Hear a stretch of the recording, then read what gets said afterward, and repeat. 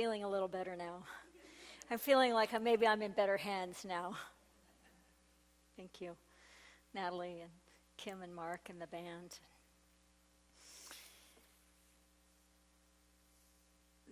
I love that song. I'd never heard it until Natalie said, let's do this song. I'm like, oh yeah, I love that song.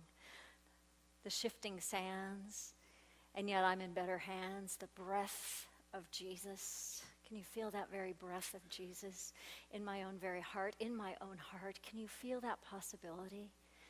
You know, when we take some of this music that we listen to and we integrate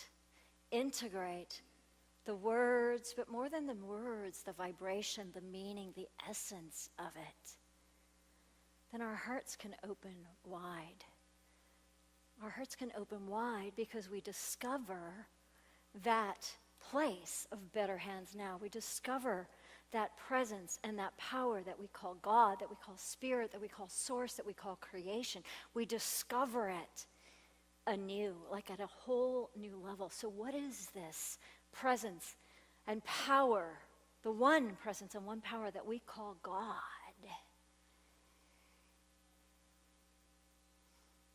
It's got to be the force. May the fourth be with you. May the force be with you. May the fourth be with you. Come on, it's...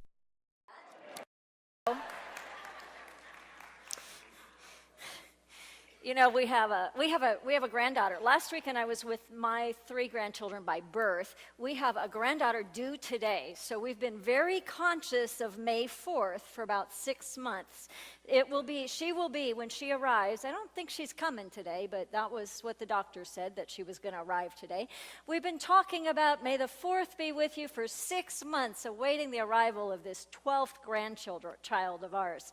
So, of course, we knew what the talk title would be for today. For months, 6 months, and of course we knew that it would be Rob's time to talk, right? So here I am. I know nothing about Star Wars, except that line, may the force be with you, may the fourth be with you. It's the iconic line of Star Wars, right? It's the iconic line. It's the one thing, even us that aren't Star Wars fans, I mean, I watched it, I saw it when it came out, but I never really, so I had to do my research. I told Rob a few days ago when he was gone, I said, I'm going to have to watch that Star Wars thing, and I didn't get around to it. But I did my research. Maybe tonight. Then I'll have to do it again. So what is the force? What is the force? It's an energy field, according to Obi-Wan. It's the energy field created by all living things. It surrounds and permeates us. It binds the galaxy together. Sounds like spirit to me. Surrounds and permeates, not out there somewhere, but surrounds and permeates. Makes me think of the very breath that we breathe. The air surrounds, but also permeates us. It's the force that binds the universe, that binds the galaxy together. It's got to be spirit. It's got to be spirit. So I looked up Charles Fillmore and the Revealing Word, our basic Unity textbook, and this is what Charles Fillmore says about the force or spirit. Listen with new ears. Listen, like, let this definition of spirit impact you. God is spirit. It appears wherever it is recognized. Whoever gives his attention to spirit and seals his identification with it by his word, starts a flow of spirit life and all the attributes of spirit in and through his consciousness. To the extent that one practices identifying oneself with the one and only source of existence, he, she, we, becomes spirit. Until finally the union attains a perfection in which we can truly say, as Jesus did, the Father and I are one. The Father and I are one. There is but one force active in the universe. One force, one presence, one power active in all of it. When we open ourselves and come to identify with that Spirit.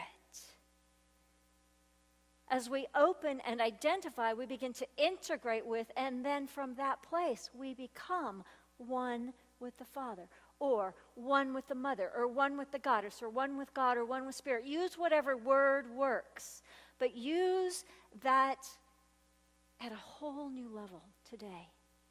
As we talk about the force, may the force be with you, may Spirit be with you. So, I need a joke, right? You ready? Got to have a joke. So, how is duct tape like the force? It has a dark side. It has a light side, and it binds the galaxy together.